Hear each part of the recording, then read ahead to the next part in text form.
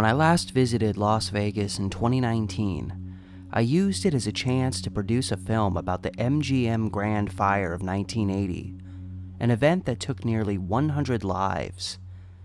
When I stayed there again in 2023, I stayed at that very hotel, now the Horseshoe. This time around, I paid a visit to the grounds where the Vegas Convention Center is today, the one-time site of a cursed property that managed to stay open just over 20 years after it took nearly a decade to open. And it too had an event similar to what happened at the MGM Grand, albeit without anywhere near the carnage. But still, a tragic lesson to be learned.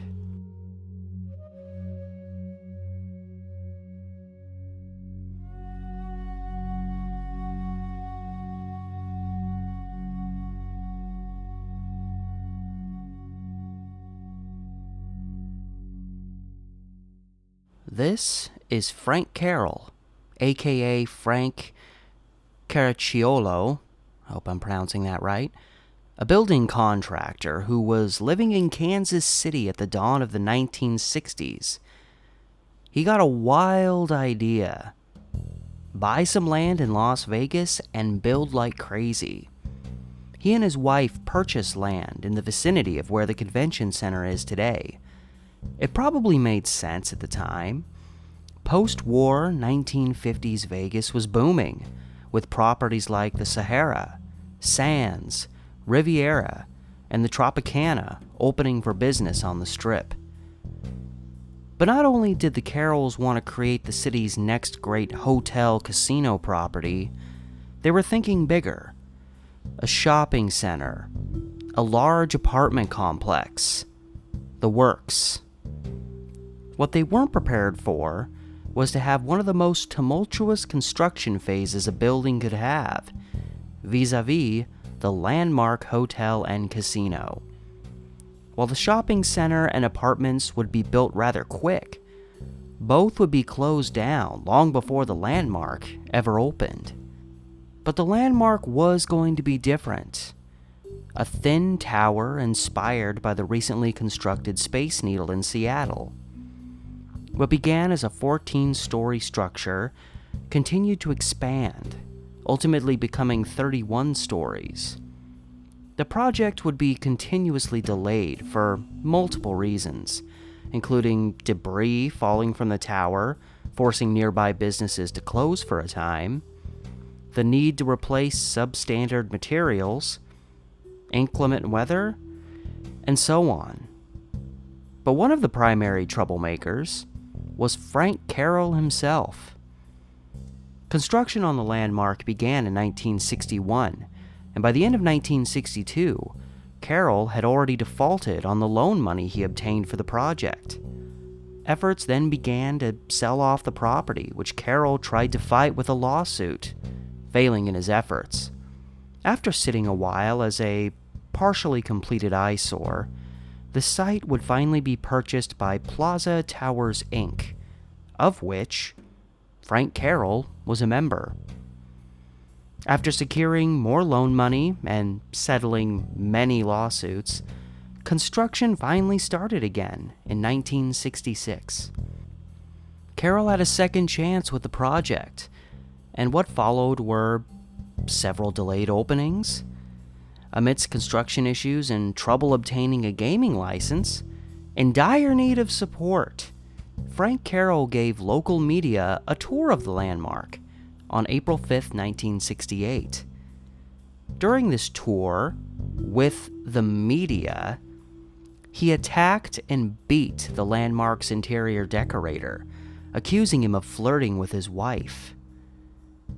Instead of impressing the local press, Carroll was arrested for assault and battery.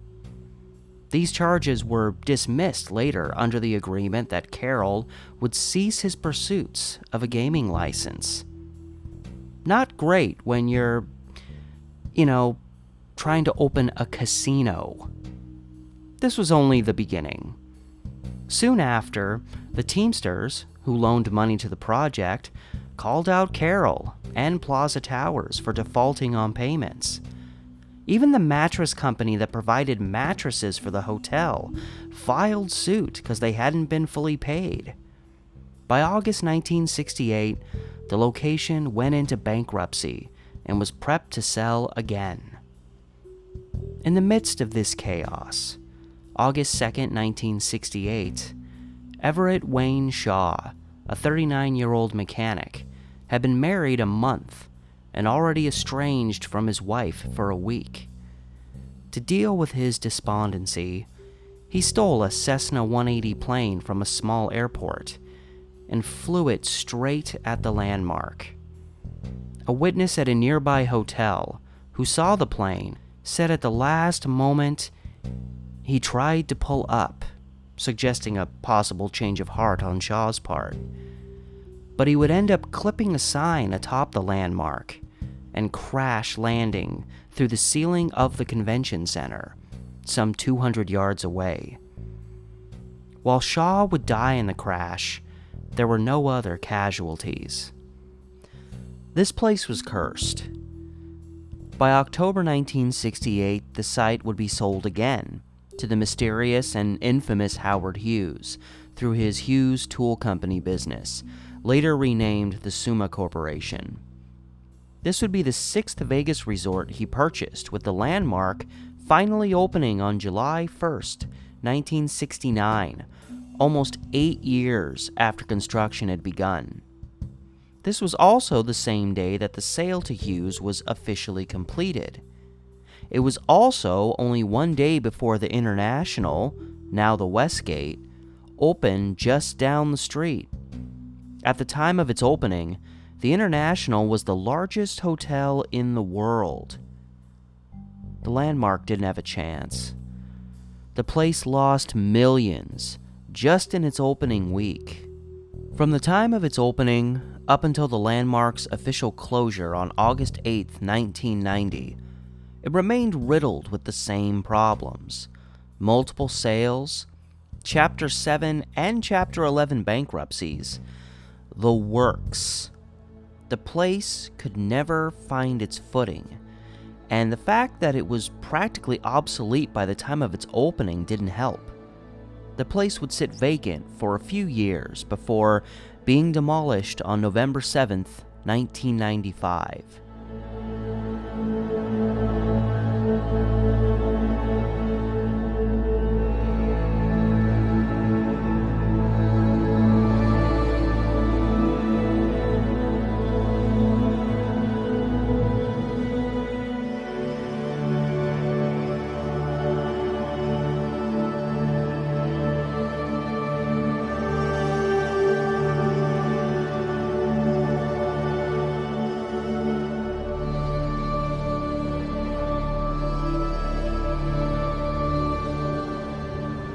So this is the big old convention center space is taking up a lot of this block, but just a little back from the intersection here, the intersection behind me, this is Paradise and Convention Center Drive.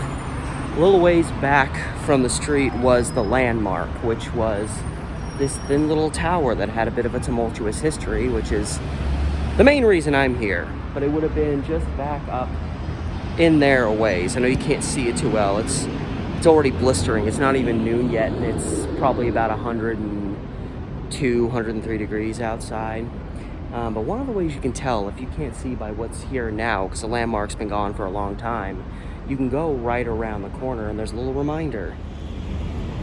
Turn off onto Paradise. The Westgate's across the street here. The Landmark sign is right here to remind you that it used to just be a little ways back.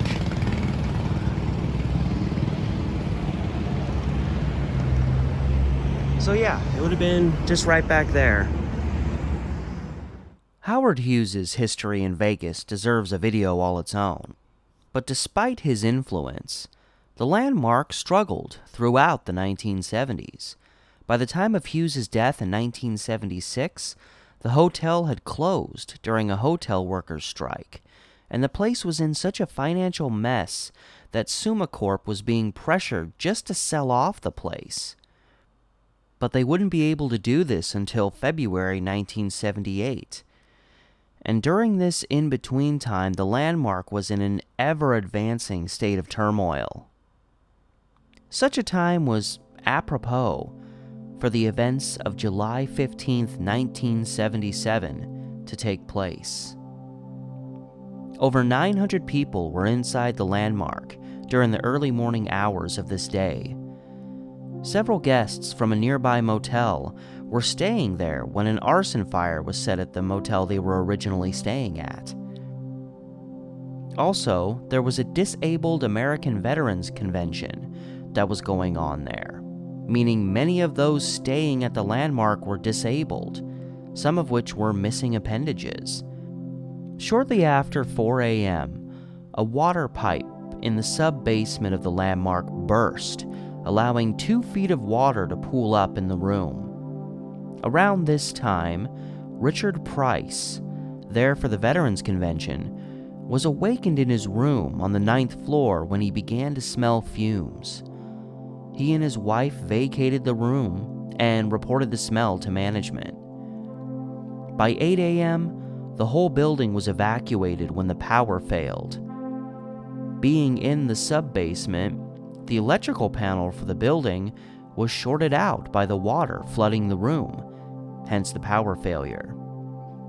Shortly before the evacuation, an Earl Bowers was awakened in his room by the sounds of someone screaming that a woman was sick.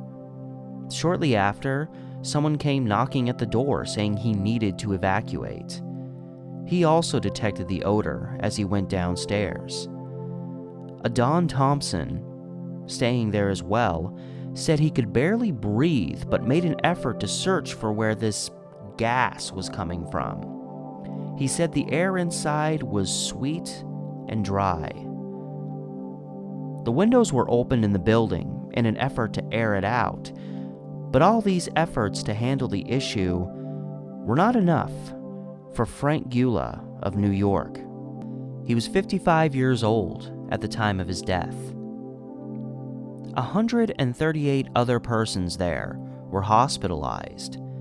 It was so many people that many had to be treated in the hallways of the city's hospitals. What could have been a simple evacuation had become a tragedy. The power outage allowed only one elevator to work, making the evacuation slow and subjecting people to lengthened exposure to this toxic air. And considering how many disabled veterans were visiting, it's astonishing the number of casualties wasn't higher. It's easy to say, thank God more people didn't die, but that should nullify that one man who never made it home. In the early afternoon, guests were allowed to return to the hotel and casino, but around 2:30 p.m., the power went out again, forcing another slow evacuation as, again, the elevators stopped working. With the backup power on, and still some power to the building, some people tried to just continue gambling through the requests to evacuate. It would be about 4 hours before guests were allowed to return, again.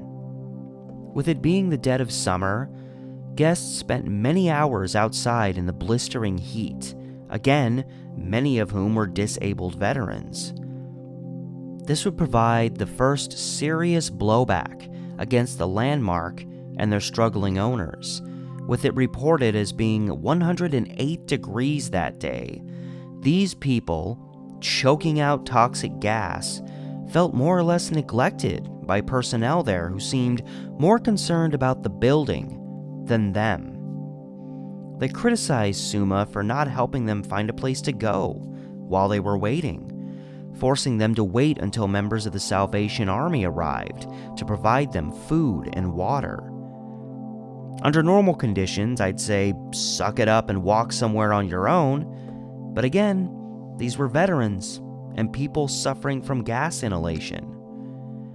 The neglect was so blatant that even a spokesman for Summa admitted their lack of concern and said if he were a guest, he'd probably be pissed off too. Not great from a corporation that was being literally drowned by the building in question here that they appeared to be so concerned about. The Summa and Landmark partnership was so toxic at this point that further drama unfolded when a news crew from KLAS TV, also owned by Summa, arrived on the scene to document the events of that day. Despite this ownership, a source close to Summa said there'd been hostility between KLAS and the corporation, as KLAS had done reports discussing the possible selling of the landmark to an Arabian investor, something Summa obviously didn't want getting out. Reporter Chuck Moshance and photographer Eric Bach of KLAS arrived on the scene, and guards immediately jumped them in the lobby, beating at them with clubs and flashlights, according to witnesses. One guest at the hotel, Gerald Weaver, said he saw a, quote, goon hit Bach, and 3 of them threw him and Moshance out the front door. This removal was called for by the heads of the landmark, while all other news media on the scene were left alone, conveniently. The aftermath was a complete dumpster fire. The initial theory was that some form of gas had seeped through the air conditioning units, not unlike the smoke that seeped through the units of the MGM Grand in 1980. An AC unit on the 10th floor was targeted as the primary source of the fumes people were smelling. It was initially reported by the county's emergency medical coordinator, Carl Munninger, that Freon gas, often used in refrigeration and related to the air conditioning, came into contact with a hot surface, creating phosgene gas. Phosgene is known to have a nasty odor and to cause many symptoms to those exposed to it. This would, however, later be disproven as the cause. Breath and blood samples from those hospitalized showed they had inhaled carbon monoxide. This quickly shifted the focus to the building's auxiliary power generator, which kicked on when the power went out and likely malfunctioned, sending exhaust up through the AC units. This would be the cause of the carbon monoxide in the air. On July 19th, the Clark County Building Department completed an examination into the problem and found the source of the toxic air. An exhaust line leading to that auxiliary generator was not functioning properly, allowing the carbon monoxide to be released throughout the building. Had the line been functioning, this toxic gas would have been expelled from the landmark. Like the MGM Grand fire, which was primarily the result of negligence and cutting corners, it was established in the landmark's case that had simple inspections been done regularly, this problem, no doubt, would have been found before it killed a man and hospitalized more than 100 others. But this wasn't happening. And in case you're wondering why I spent so much time discussing the tumultuous construction process of the landmark, riddled with financial and construction issues, well, this faulty line was installed during the initial construction phase of the building. I get the feeling that a faulty exhaust line was not the only thing a little off in that place. All in all, the cause of this event was absolutely preventable. This tragedy could not have come at a worse time, not just for the landmark, but for Vegas in general. The 1970s were a dying time for the Strip, culminated with the MGM Grand fire of 1980 and an arson fire at the Las Vegas Hilton, formerly the International, in February 1981. It wouldn't be until the latter part of the 80s before Vegas began to seriously revive itself. And amidst this lackluster aftermath of the landmark gassing, 3 fires would happen over the next 11 days.